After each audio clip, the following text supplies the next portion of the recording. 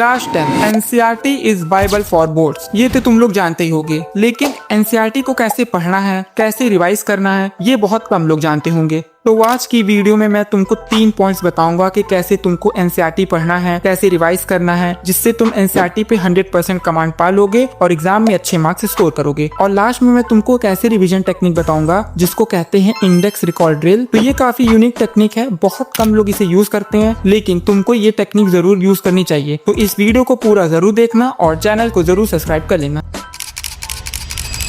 तो पहला पॉइंट है कि तुम्हें एनसीईआरटी सबसे पहले डायरेक्ट नहीं पढ़नी है, क्योंकि तुमको कुछ समझ में नहीं आएगा और सिर्फ तुम्हारा टाइम वेस्ट होगा। तो तुम सबसे पहले किसी अच्छे टीचर का लेक्चर या वन शॉट देखो, चैप्टर अच्छे से समझो एंड देन तुम्हें एनसीईआरटी पढ़ना है और तुम्हें एनसीईआरटी फिर अच्छे से समझ में भी आएगी। तो दूसरा पॉइंट है कि देखो, तुमने चैप्टर अच्छे से समझ लिया, तो इसके बाद तुम उस चैप्टर के लास्ट के 10 ईयर्स क्वेश्चन पढ़ो। सॉल्व करने के लिए नहीं कह रहा हूँ, बस क्वेश्चन पढ़ो। हाँ, जो क्वेश्चन सॉल्व हो जा रहे हैं तो अच्छी बात है, बाकी सारे क्वेश्चंस अच्छे से पढ़ो लास्ट 10 ईयर्स के। फिर इसके बाद तुम्हें एनसीईआरटी पढ़नी है, क्योंकि ज्यादातर स्टूडेंट को पता ही नहीं होता है कि एनसीईआरटी में अंडरलाइन क्या करें, तो वो पूरी एनसीईआरटी ही अंडरलाइन कर देते हैं। तो अगर आप एनसीईआरटी पढ़ने से पहले लास्ट के 10 ईयर्स क्वेश्चन देख लोगे, तो इसके बाद जब तुम एनसीईआरटी पढ़ोगे तो तुमको पता रहेगा कि क्या अंडरलाइन करना है, क्या इंपॉर्टेंट है। क्योंकि लास्ट के 10 ईयर्स क्वेश्चन पढ़ने के बाद तुमको पता चल जाएगा कि तुमको प्रीवियस ईयर क्वेश्चन में जो क्वेश्चन है, उन टाइप के क्वेश्चन सॉल्व करने के लिए क्या याद करना है, क्या इंपॉर्टेंट है। तो फिर तुम उस चीज के हिसाब से तुम एनसीईआरटी में अंडरलाइन करोगे। तो तीसरा पॉइंट है कि तुमको साथ में क्वेश्चन भी फ्रेम करना है हर पेज में, और वो सारे क्वेश्चन तुमको पेज के ऊपर लिखना है और उसका आंसर उसी पेज में मार्क कर लेना है। और ये काफी अंडररेटेड पॉइंट है, मतलब काफी टीचर्स बताते हैं कि क्वेश्चन फ्रेमिंग करनी है एनसीईआरटी में, लेकिन स्टूडेंट ये चीज फॉलो नहीं करते हैं। बट तुमको ऐसा नहीं करना है, तुमको एनसीईआरटी में क्वेश्चन फ्रेमिंग करनी है। तो तुमने चैप्टर अच्छे से समझ लिया, जिस तरह से मैंने बताया उस तरह से एनसीईआरटी पढ़ ली, तो अब तुमको एनसीईआरटी रेगुलर रिवाइज करनी होगी, क्योंकि रिवीजन इंपॉर्टेंट है। रिवीजन के लिए तुम फिर से पूरी एनसीईआरटी करने मत बैठ जाना, तुम रिवीजन के लिए index recall drill technique follow करना।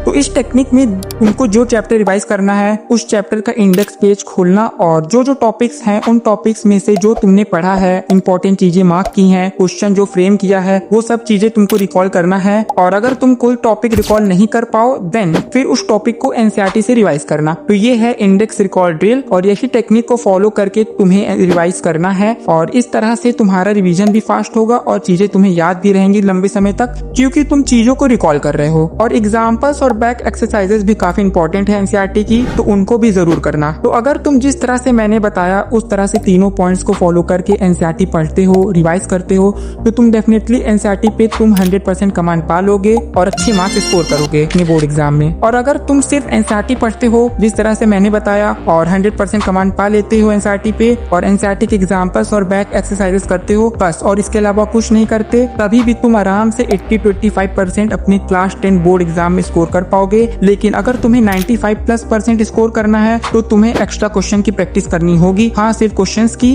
थ्योरी नहीं। थ्योरी तो एनसीईआरटी में सफिशिएंट है, थ्योरी के लिए तुमको कोई और बुक पढ़ने की जरूरत नहीं है। तो मतलब 95+% के लिए थोड़े और क्वेश्चन की प्रैक्टिस करनी होगी बस। ये थी वीडियो, और वीडियो पसंद आई है तो लाइक करना, चैनल को सब्सक्राइब कर लेना। तो मिलता हूँ तुमसे अगले वीडियो में, तब तक के लिए खुश रहो, एंजॉय करो लाइफ को और साथ साथ पढ़ते रहो।